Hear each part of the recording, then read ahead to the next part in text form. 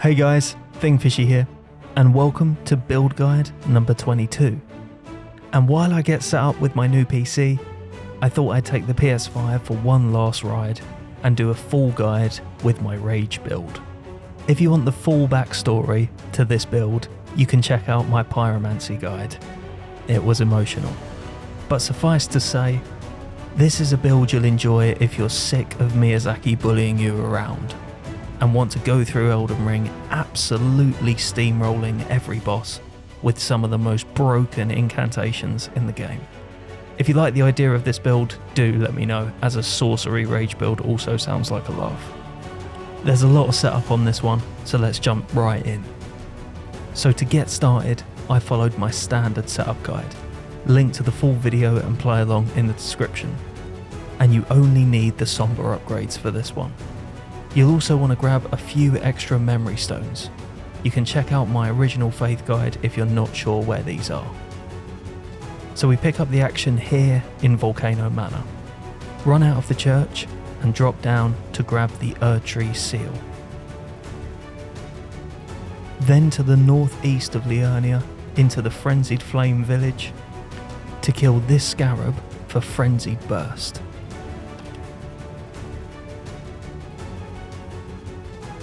Now through the Wyndham ruins in the Outers Plateau and into the Wyndham catacombs. Make your way through this really chill dungeon to the Stonesword Key Gate, quitting out if you run into any trouble. Once you're through the gate, grab the Lightning Scorpion charm from this room. Then ride around Volcano Manor to the Seathwater Terminus Grace, into Fort Lyde and up to the roof for the Fire Scorpion charm.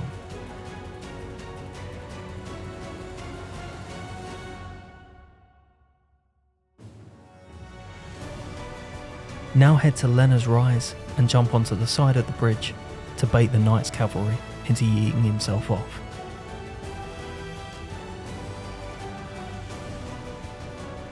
Then to Fort Farith to kill Grail with the Morning Star and the Bleed Grease, using the Foul Foot as she dies.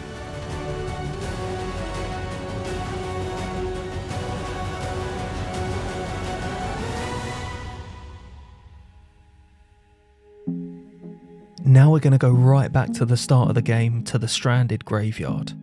Left then right at the bottom and all the way up to the room with the Banished Knight. Wait until the chariot leaves, run in to aggro him, then sprint down into this little alcove to watch him get destroyed by the chariot for the Dragon Communion seal.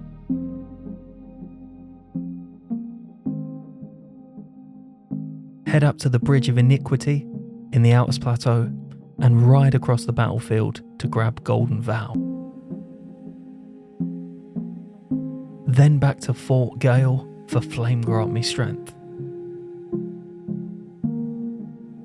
Now we're going to kill the Erdtree avatar at the Minor Erdtree in Northwest Caelid. Catch Flame absolutely melts him, so this shouldn't be a problem. Head into the Swamp of Aeonia and up onto this branch to snipe Commander O'Neill from a distance.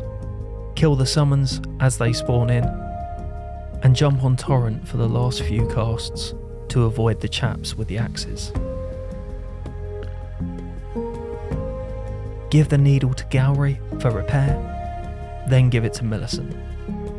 Talk to her again in Gowry's shack, then head up to the Outers Plateau and towards the Shaded Castle. Up the ladder.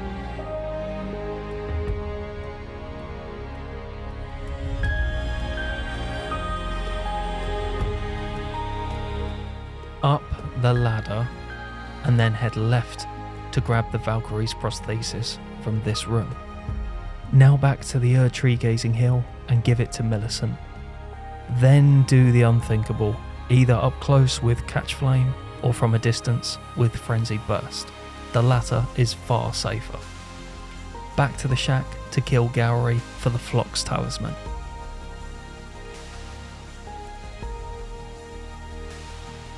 And ride to the Cathedral of Dragon Communion to buy Dragon Maw. Then drop back to the Round Table to buy Pest Threads.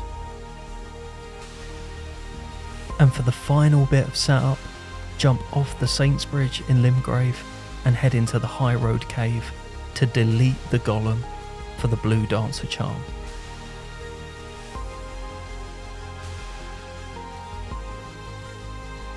Now it's time for Margit. Literally any of the spells we have will absolutely destroy him. But I've never killed him with pest threads before, so I went with that.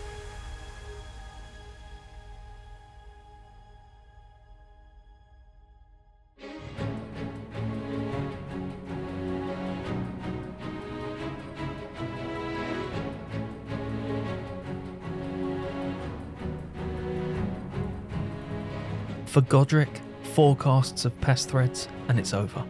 Always keep in mind that Pest Threads only works like this at point blank range, so always be as close to the enemy as you possibly can.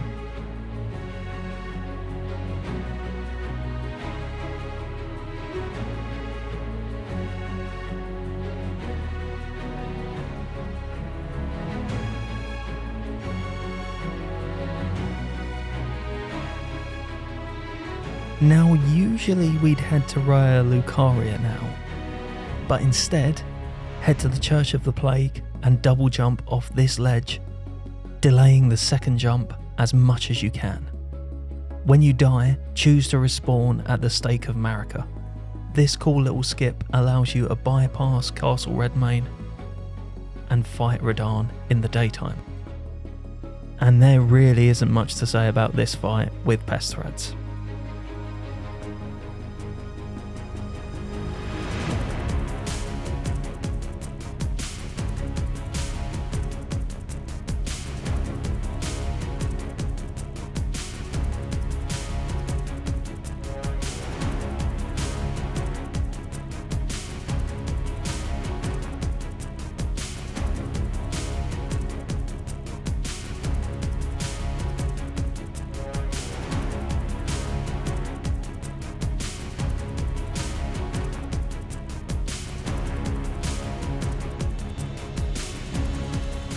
Okay, so we're level 55 after 3 bosses.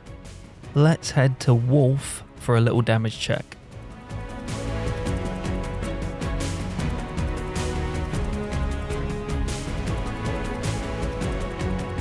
Yeah, I think we're good.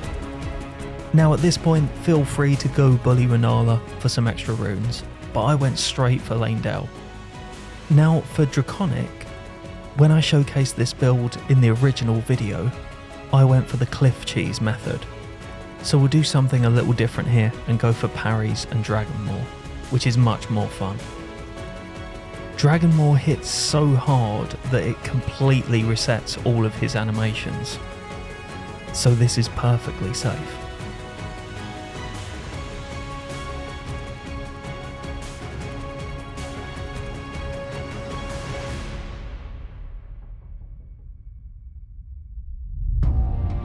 Head through Lanedale all the way to the Avenue Balcony Grace. Double back and bully the Avatar for the Lord's Rune.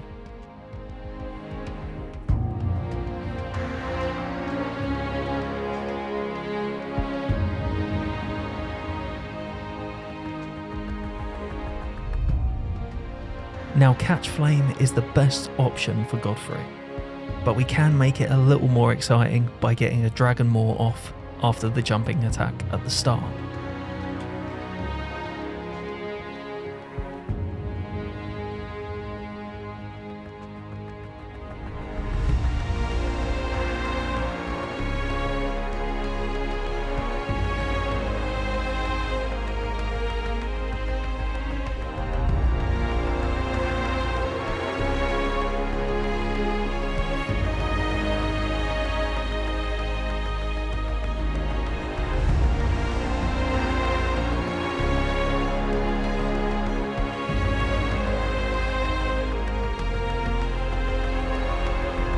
And now we have a problem. Fighting Morgott with 15 Vigour, where every single attack is a one-shot.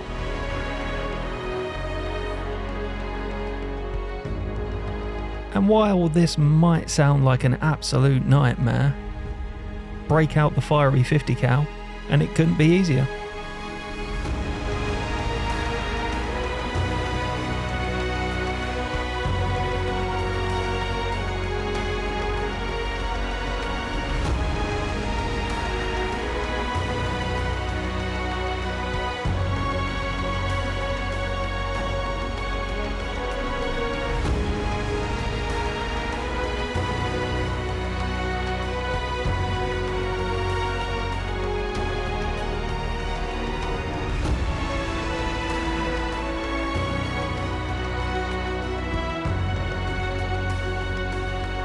Head through the mountaintops all the way to Fire Giant. And you know what's coming here. Pest Threads is so good for this fight that there's hardly any chance of us dying. Fuck.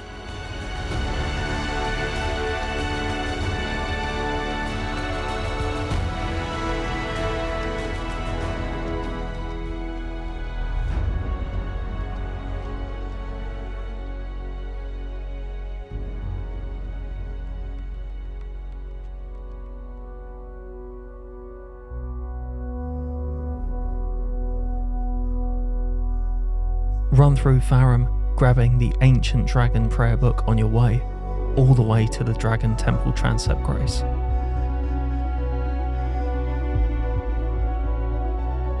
Now before we go any further, we need a few more bits. So head back to the West Avenue Balcony Grace in Lanedale and drop down to kill this knight. Pest Threads into Dragonmoor was my choice.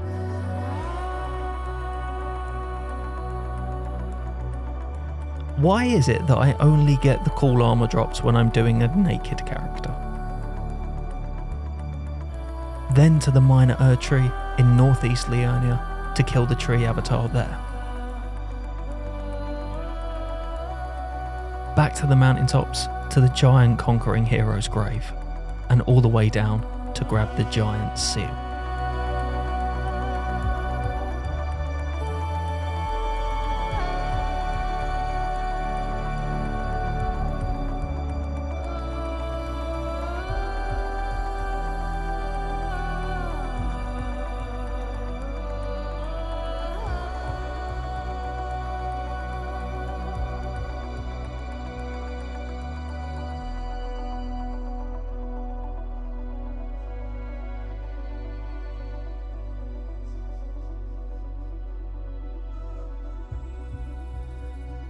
Now to the White Ridge Road, into the fort and up towards the tallest tower. Bait this NPC into the Burn O Flame animation, then run past him to the ladder. As you're picking up the Giant's Prayer Book, unequip all your weapons so you can give him a right good kick in when he comes up.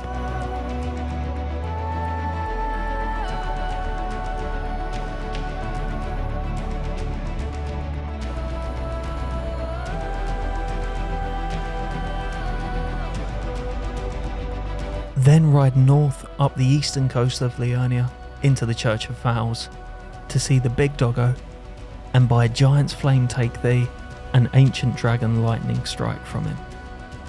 Head to the village of the Albinaurics to grab any extra mushrooms and Centrina's lilies you need, and the first half of the secret medallion. Back to Carle at the Church of Ella for the 3 crack pots and the crafting kit. To Enya to buy the Burn O Flame incantation with Fire Giant's Remembrance, and finally to the Everjail in Altus to bully Fate Godric for the Godfrey charm. Back to Farum and in to put the duo to sleep, then just cast Burn O Flame under them.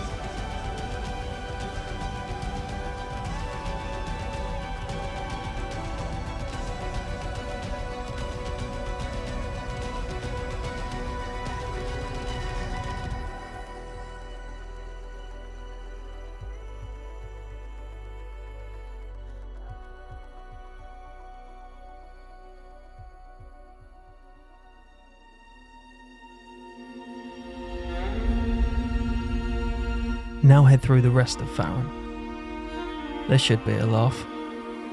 So while you watch me miraculously make it through this section without getting memed, let's quickly talk about the ancient dragon smithing stone that we grab here. There are actually two options with this stone. You can either take it back to the blacksmith and level up your weapon to max, or you can completely forget that you picked it up and do the next 4 bosses at reduced power like you've never played a video game before. I went with the second option, but I'd recommend the first. Honestly, can't believe I made it through that first try. Now, usually we go to Malekith here, but not on this build.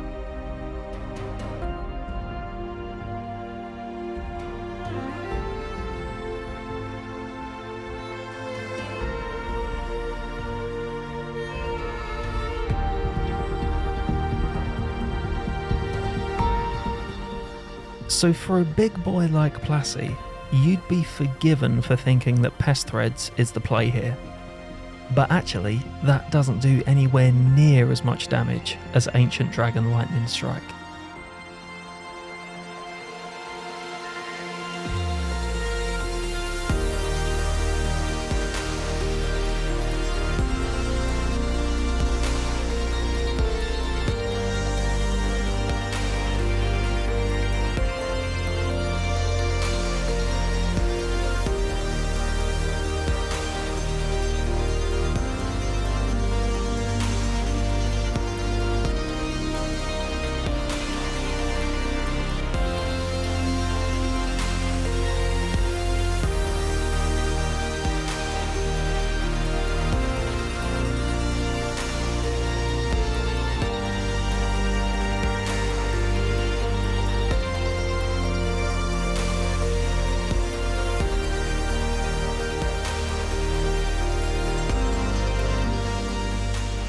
If you don't fancy more parries and Dragon Maul with the secondary Sentinel, there is an alternate strat.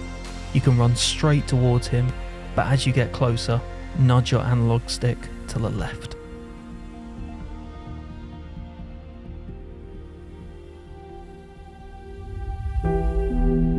For Beast Clergyman, I just went with Catch Flame. Giant's Flame Take Thee is a slightly easier option if you're not confident up and close in this fight.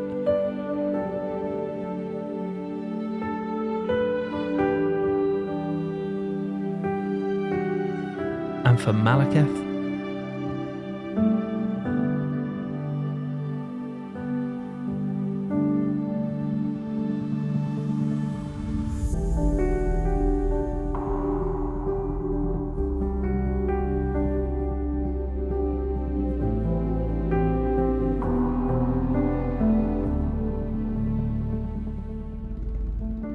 now for Bed of Chaos 2.0, there's 2 good options, but neither of them are perfect.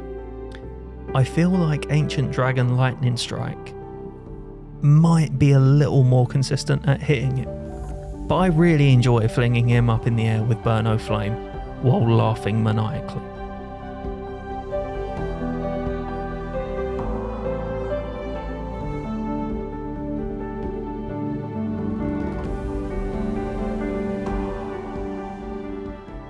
For Godfrey, you want to wait for one of 2 attacks in the first half. Either Lightning Strike after the jump attack, or run away from the Earthquake attack and cast it. By the time you cast, he'll be there. The big stomp before phase 2 is another great opportunity. And for Horaloo,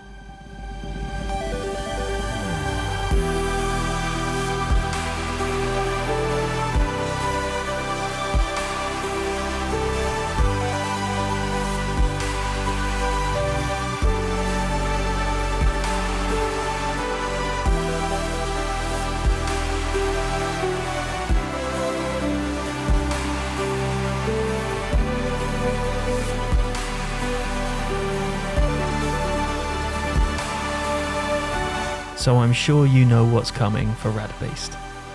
For Radagon, I went with Catch Flame and used parries to get some extra safe hits in. If you do want to try this, just remember to unequip the shield after the fight for the blue dancer buff.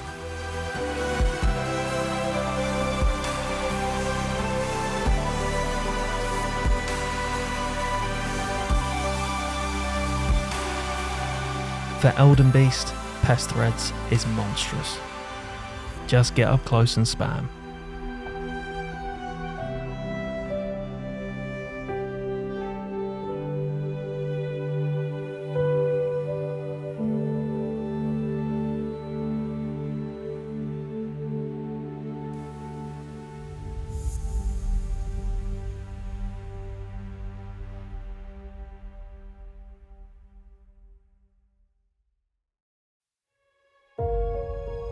Now to Castle Sol for Commander Nile. The Pyro strat here is probably the easiest of all the options. A big Burno Flame to start. Then just bait the Electric Foot or the small Tornado attack for the rest of the fight, and chuck Giant's Flame Take Thee at him after rolling away.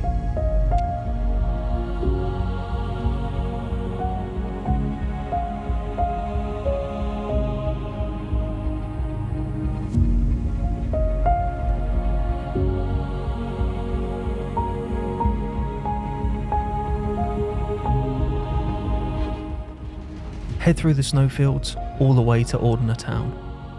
From there, head southwest to cheese the invader off the cliff and take the teleporter to Mogwin's Palace.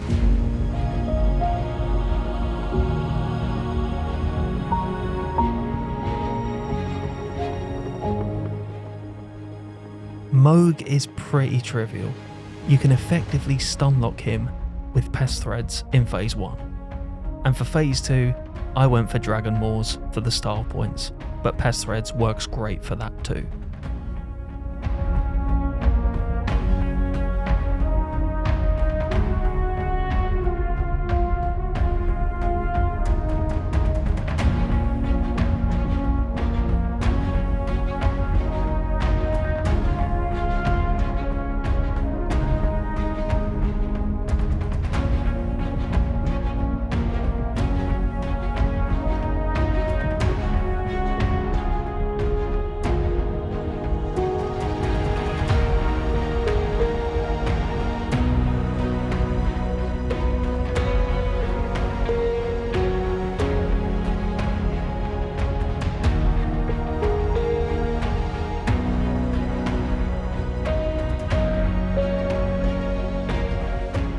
For Loretta, I once again went with parries and Dragon Maws.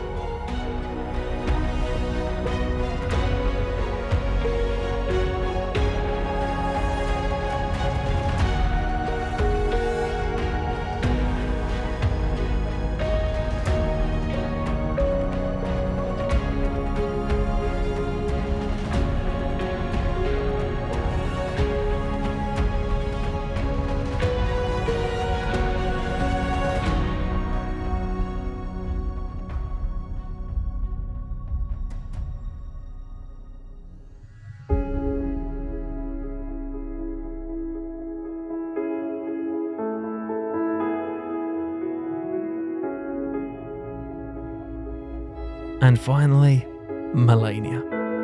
Before we head in, drop back to Southern Liurnia to one-shot Adarn in the Everjail for the Flame of the Fell God incantation.